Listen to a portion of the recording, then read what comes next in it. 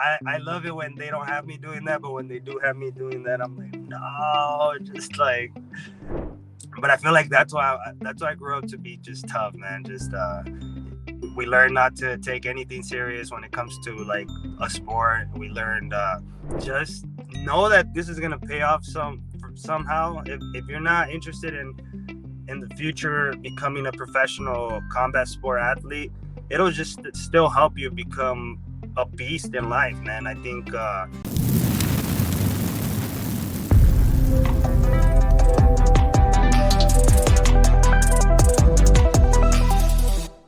All right, guys, this is Crazy Kev here, and I'm here with El Pedro. El Pedro, how we doing, my man?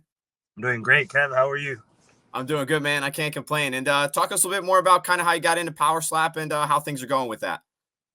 So with Power Slap, when Dana White first started the organization, Power Slap, he had posted several posts around his social media, just asking for people to apply for the new slap league. So he was looking for people that had experience in fighting and people that didn't have experience in fighting and were interested in just joining a new sport. So luckily, I have experience fighting and mostly fighting in the streets, but I've been training all my life. So I was like, you know what? Um, I can do this. I've done combat sports all my life.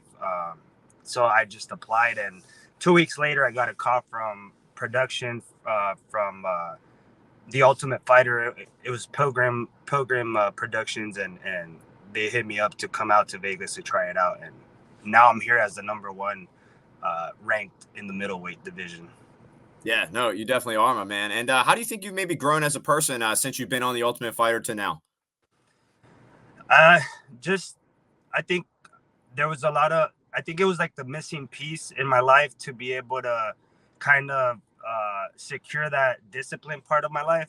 I've always known that the discipline part was the hardest, and I always knew that the discipline part was the key to making me successful.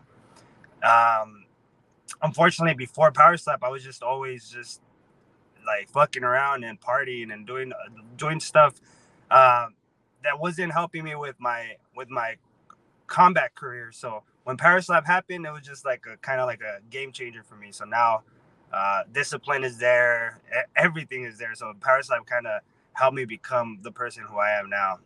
Yeah, no, definitely. And when it comes to that road to the title, I mean, what was maybe some of your favorite memories that you might have had on that show? It was great to just be able to have any food that I wanted in there. You were just able to just request for food to come to you like the next day, and you'd have your fridge part, your part of the fridge filled with all the food that you wanted, steak, salmon, eggs, whatever the fuck you wanted. It was there. So that was my favorite part. And then just yeah, man. I mean, other than that, I feel like it was a little bit stressful a few weeks just because all the guys that are in there, all the drama, no doors were the doors were taken out of the room, so no rooms were left closed. Like you had to deal with the drama at all times. So there was a lot of good things with the food, but then a lot of bad things with just all the guys being there. Yeah, no, no, fair enough. That makes sense. And when it comes to the show, man, I mean, was there anything on the show that that didn't get aired that maybe you wish was on the show? uh there was some things. I feel like with the whole drama with some of the guys like Carice, um, there was two incidents that they didn't show. Where one he choked me out, like he put me to sleep, and one right before our match, right before we got picked up from the house, he punched me straight in the nose. Started bleeding and stuff, and I wish they would have added that because it would have just fucking added to the whole element of me knocking him out. So, and me like talking my shit on stage, like it would have made sense. It would have made a little bit more sense to why I acted the way I did when I knocked him out. Because usually I'm not that type of like to be just yelling and stuff. But when someone pisses me off and I like do something about it and I like show up, like that's why I was like that on stage. So I wish they would have put that part. Yeah, no, no, that makes sense. And why do you think that is? Well, how come you don't think they added that in to kind of help your story? Yeah, I don't know. Maybe it was more to protecting Carice. I don't, but it doesn't make sense. Like, I think it would have added to not just me, but it would have just added to the show. Like, these guys are fucking really like throwing hands on each other. Cause like I have so many people ask me, hey, is it fake drama? Uh, is it just scripted? And I'm like, no, it's not scripted at all. So I think it would have just added like a whole different component to the show. So I don't know. Maybe for me, I think the number one thing was to protect Carice's image, but who knows? I don't know. They never told me. Yeah. Okay. Fair enough. That makes sense, man. And when it comes to you, I mean, you mentioned you did a little bit of partying back in the days, man. What was maybe some of your go-to drinks you like to have? Damn, man, I would drink everything, but uh, obviously shots of tequila. Tequila's my shit. I'm Mexican, so tequila's my shit. And beer, man. I'm a big beer person. I would mostly go with IPAs, hazy IPAs, and then I would try to go with the hard hitting ones, the 8% and above, and just have a good time. Yeah, no, fair enough. They're definitely a good time. I hear you there, man. And on your power slap bio, man, you mentioned you wanted to face Logan Paul or Jake Paul. I mean, what's up with those guys? How come you want to power slap with them? Yeah, I think just the when they started doing their combat career, it was kind of like the age that I was at where I really wanted to push myself to doing something with combat. So when they did it, I was like, man, this would be fucking cool. Like I could fucking fuck these guys up. So that's why I always like to call out people that I know that I could scrap with, and I know that they could put on a good show. So I feel like when I do those type of call outs, it's not just because there's any hate or anything. It's just like I know that it's gonna be it could potentially be a fucking sick ass fight. And now that they're doing different types of fucking competitions, you got Paul doing WWE, Jake Paul doing boxing, and then they've been talking about MMA. Like it would be cool to do a boxing slash slapping. Maybe one day we'll fucking box, the next fucking week or month we'll fucking slap it off and fucking see who the fuck is the real deal. No, that's awesome, man. That would definitely be a lot of fun. And with you being signed to Power Slap, would you be allowed to go out there and box Logan Paul if you got an offer or anything like that? I think if it makes sense, yes. There's a lot of you have to have a lot of permission to be able to do like a cross like any other sport, but obviously it just depends on who you are, uh, and if the match makes sense for you in your career. If it's just a match, in the instance of a fight against them, any of those two, I think it would be a totally like okay fight to accept from Power Slap to be able to accept, allow me to do that. But if it's just like me doing a fucking professional bout or something somewhere else with someone that we no one really knows, then maybe that's a little bit least likely to happen. Okay, okay, that makes sense when it comes to like the UFC and everything. And before you were in Power Slap, I mean, what were you kind of doing before you joined? So right before I joined Power Slap, I had just moved to the Caribbean. My wife is doing school out there, so we had just moved out there, and literally Power Slap happened 2 months after I moved out there. So it kind of all worked out because I had quit my job, and I was just out there to train. I was just out there to be like to begin my actual combat sport career, and then out of nowhere, just fucking Power Slap happened. But before all that, I worked with individuals with developmental disabilities. So I was my job title is called service coordinator, which I help coordinate clients' services to be able to become as independent as they can be, and to be able to reach the goals that they either set for themselves, or I help them set some goals up for themselves and their families. So I'm back in that job right now. Just I'm trying to build my professional career as well. So it's going good, man.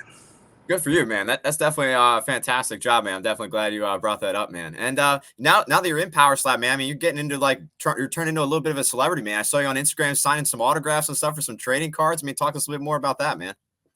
Yeah, man. So Leaf Trading Card Company, they partnered up with Power Slap, so they've given some of us an opportunity to have our very own trading cards. So it's good, man. Like I've been seeing a lot of it, a lot more fighters, not just in Power Slap, but in UFC and other sports, just signing their own cards. So just be having that opportunity to have El Perro card, like I feel like it's gonna be a fucking sick ass turnout.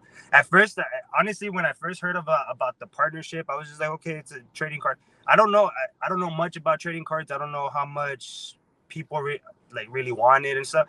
But once I started signing, man, I was just like, damn, this is just fucking sick. Like these fools are gonna have a legit ass fucking signature, and they're probably gonna choose a legit ass fucking photo for the card. So like, I think I've had enough moments to be able to put my moments up in those cards. So I'm excited about that. Yeah, no, that's definitely pretty cool. So you haven't seen what card or like what picture they're going to use on the card or anything yet? Nah, man, just the signature and just send them out, and then just waiting for them to do their work, and just looking forward to it. I'm not sure any details on like when they're gonna release or how they're gonna release. None of that stuff. Are they even going to give you a card? Do you know that at least? Hopefully, Wow. Okay. Very at cool, least man. I am getting paid though, so that's There you go. pretty. That's always important. Oh yeah, no, that's definitely important. I'm definitely glad you're getting paid, my man. And that first autograph, man. I mean, it seemed like you were doing something a little special for it. Can you give us a little hint on maybe what it could be? Yeah. Just I like to doodle and draw little dumb things like super like kid preschool type shit, and I just put like a little happy face somewhere, and whoever hits me up is just whoever gets it and hits me up, they're gonna get a really good care package. So I don't want to give out too many details, but it's definitely gonna be something good.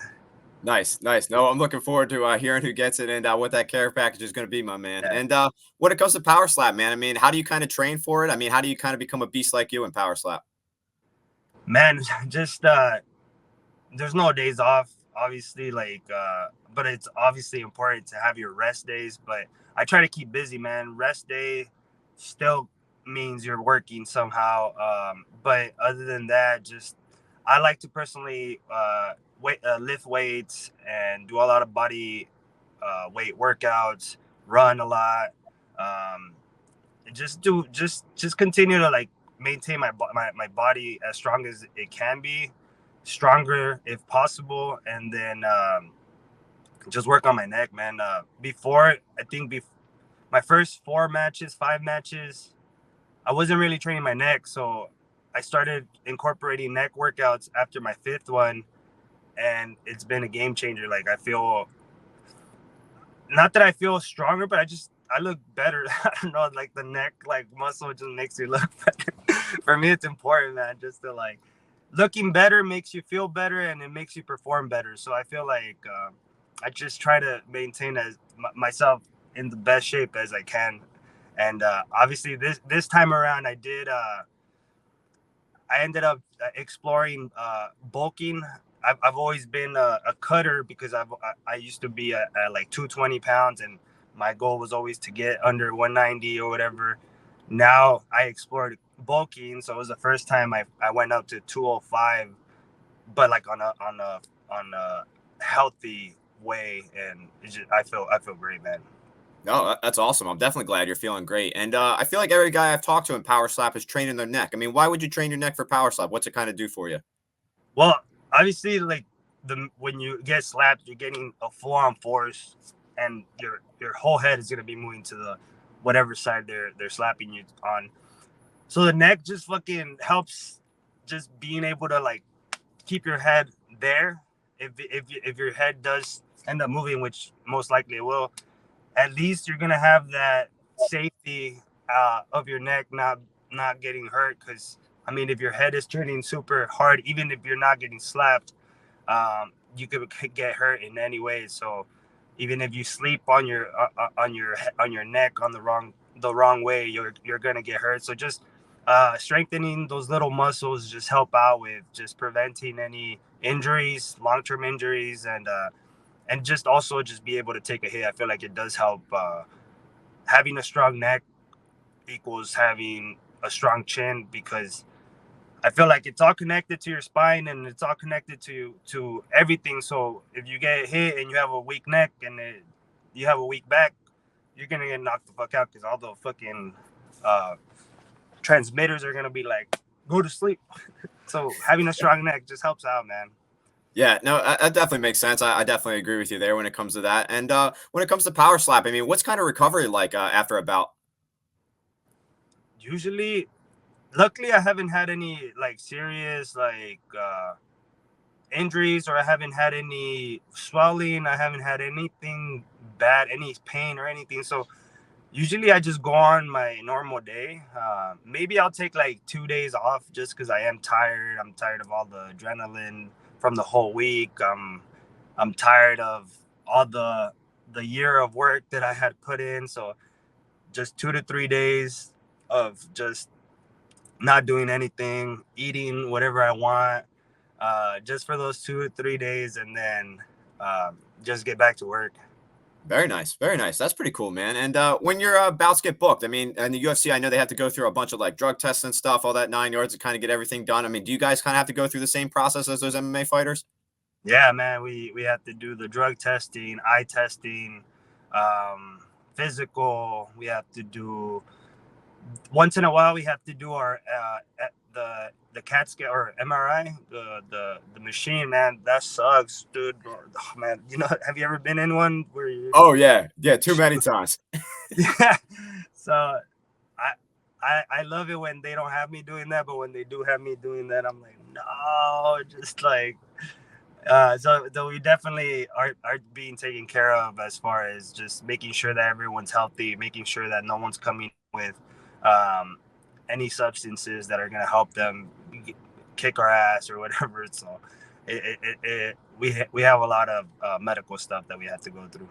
That's awesome. I'm definitely glad they have that same stuff and for you guys as well too. And as a kid, you mentioned you did a little bit of Taekwondo, man. I mean, how'd you kind of like that when you were doing it as a kid? Yeah. So I did it when I was 3 up until I was like 10, 11, and I loved it, man. I hated it and I loved it because I remember I would always cry because our Master Beltran was his name, or he's still training, but he would just look. He didn't care if we were kids. He would just train us like hard. So he would put us up against like little 10-year-olds, 12-year-olds when we were like 5, 6, and these kids didn't care. They would just hit you really hard. So I remember always crying. I was always like a little kid that would cry when they would get hit hard. Um, but I feel like that's why I grew up to be just tough, man. Just we learned not to take anything serious when it comes to like a sport. We learned discipline there. But I mean, obviously, when I grew up, I kind of grew out of it. But and just I love just being able to learn how to hit something with all your force. So being able to throw a punch with that impact, to be able to like your opponent to be able to feel it, a kick, being able to kick high, all those kind of things just help me out with my life, I feel. Yeah, no, that's definitely important. I'm definitely glad it's been helping you out. And when you used to do Taekwondo back in the days, did you ever do like any sort of like board breaking or anything like that for maybe belt tests or just like in general for classes? Yeah. I don't I don't remember too much, but I remember just that was my favorite part of like moving up in belts, just being able to break the board. And it's always been a thing where that my power has always been there. So just always showing off the power was always my thing growing up. Good. I'm definitely glad you're showing off that power and power slab as well too, my man. And when it comes to these substitute teachers on your bio, man, I mean, what were you kind of doing to mess with these teachers, man? Damn. Um, just man, I have a twin brother, so me and my twin brother would always just be the shit talkers in the class when we were kids. And we had obviously a following group of friends that would always be there also talking their smack and trying to be clowns. So we would just do the worst things to these substitutes. And I became a substitute for like 6 months to try it out. And I hated it, man. The fucking kids treated me the same way that I treated substitute teachers. And I thought I was going to come in and be the cool teacher. They didn't care. They were like, fuck you. And I was like, fuck you guys. I cussed all my kids out, man. And they were like, you can't say that. And I'm like, I could say that because you guys are little shits. That's awesome. That's Yeah, definitely man. hilarious. Kids, The man. kids are crazy, man. 100%, man. And Bad. Yeah, yeah, I hear you. And one thing obviously about me is, I'm a Taekwondo instructor myself. I've been teaching for 6 years, and I've been training for 19 years. So I love martial arts, man. And with all the guys I got at my gym, what advice do you give to them to keep on coming into the gym and to get better and better every day? Just know that this is gonna pay off somehow. If you're not interested in the future becoming a professional combat sport athlete, it'll just still help you become a beast in life, man. I think karate and taekwondo are one of those sports that just make you into a walking beast. Like you're just walking outdoors and no one even knows and will never expect that you could fucking throw down and kick their ass. So just having that, I think it just helps with your mentality too. Like just reaching your goals, feeling good about yourself, fucking always has a great outcome. So continuing going to the trainings, I feel like it's just gonna continue helping you in life for sure. Yeah, no, I definitely agree. I definitely think that's a fantastic answer. And when it comes to power slap, I mean, is there any guys you want next, or when can we maybe see you back in there too? Yeah, as far as power slap for sure. Isaiah Quinones, I've mentioned his name several times now. He's my homie. I fucking love him to death. And but what he did to Wesley Drain, that just like brought him up on my list because of that. Like I want the best. I want to be able to prove that, or not prove, but continue to show that I'm the top of this division. So Isaiah Quinones is on the top of my list. John Davis, obviously, too, for the trilogy, and that's it for now. I think those two guys. Maybe Brandon Bordeaux. Brandon Bordeaux is climbing quickly on the rankings. So if they don't give me John or Isaiah, it would be cool to just put a stop to Brandon Bordeaux and just say, hey, stay right there. You're not coming. You're not coming down here. You know. That's right. That's right. You gotta hold that But number one spot, man. yeah, but anyone, honestly, man, I'm starting to um, get in the idea that it's okay to be fighting other guys. Like I think for a little bit I was more like I just want the top. I just want the top. But if they put me up against anyone else lower in the rankings, it's okay. Just I just it'd make me feel good because it'd be like me showing them why I am at the top and why you should be at the bottom, you know. So now I'm starting to kind of like get in that headspace where it's okay to fight lower ranking guys. Yeah, no, I definitely think that's important, and I'm definitely glad you're willing to give him an opportunity and kind of show him why you're up at the top of the food chain, my man. And El Perro, man, it's been awesome talking to you again. Thank you so much for coming on the show. I mean, what's maybe your final message out there for the fans watching this video? Man, for all those watching this video, I really appreciate you guys. There's a selected few of you guys that have really shown me the support, and I always appreciate it. And man, just stay tuned for what's to come, and El Perro is gonna come very soon. That's right. We're looking forward to you continuing to grow and power slap. And again, man, thank you so much for taking the time and best of luck in your power slap journey, my man. Thank you, Kev. I appreciate you for inviting me and for doing all this that you do on your page. Yeah, man, no worries at all. And we'll be in touch. Hopefully, we can do another one in the future. And best of luck, my man. Thank you, bro. I appreciate you. All right, man. Enjoy the rest of your day. Thank you again. Good stuff.